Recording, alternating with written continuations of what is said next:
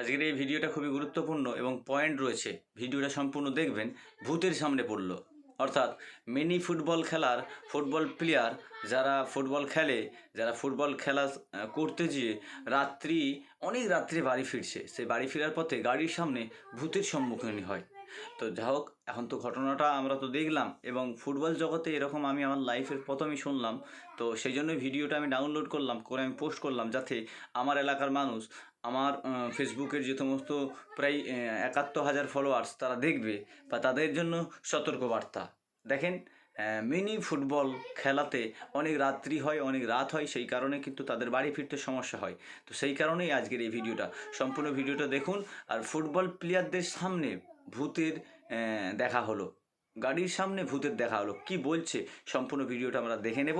এবং ভিডিওটা যদি ভালো লেগে থাকে অবশ্যই শেয়ার করে রাখবেন, যাতে অনেক মানুষের কাছে পৌঁছায় সতর্কবার্তা। হ্যাঁ, এরকম ঘটে যায়, এরকম হয়।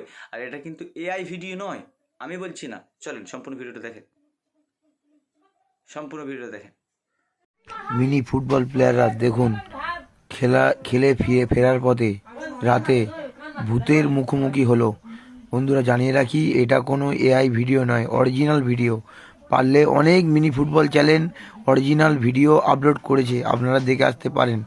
আর সব কমিটিদের কাছে আমি অনুরোধ করি, ফুটবলে 80% খেলা কিন্তু 10টা-11টার ভিতরে শেষ হয়ে যায়। মিনি ফুটবলে প্রচুর রাত খেলা হয়। সব কমিটির কাছে আমি অনুরোধ করছি, এবং সব অডিয়েন্স অনুরোধ করছে, 3টে থেকে খেলা শুরু করো, 11টা-12টা পর্যন্ত অবশ্যই খেলা শেষ হয়ে যাবে। মিনি ফুটবল বেশিক্ষণের টাইম নয়, 15 মিনিট খুব জোর হলে। এটা ফুটবল নয় যে বেশিক্ষণ টাইম। দেখো, প্লেয়াররা এইসব বিপদের মুখে পড়ছে আজকের কিন্তু এত রাতে খেলা হওয়ার জন্য। আর যারা, এটা একটি মিনি ফুটবলের জনপ্রিয় টিম রাজা ব্রিগেড। এটা সম্ভবত মেদিনীপুর সাইডের ভিডিও। আর সত্যি বলতে এটা আমি বুঝতে পারছি না কি। আর আমি তো ভূতে বিশ্বাস করি না। এবারে যে ভূতে বিশ্বাস করো, কমেন্ট করবে।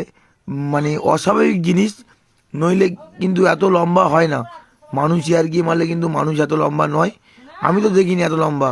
প্রায় ভিডিওতে দেখা যাচ্ছে 9 ফুটের কাছাকাছি।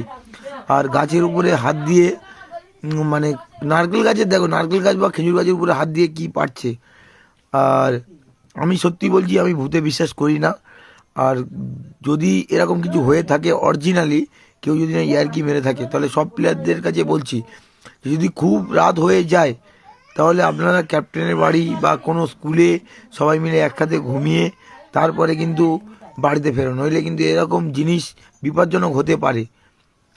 আর এটা সব প্লেয়ার আর কমেডিদের বলি, আপনারা কিন্তু বৈকাল 3টে খেলা শুরু করলে কিন্তু আরামসে তোমাদের রাত 10টা-11টার ভিতরে খেলা শেষ হয়ে যাবে।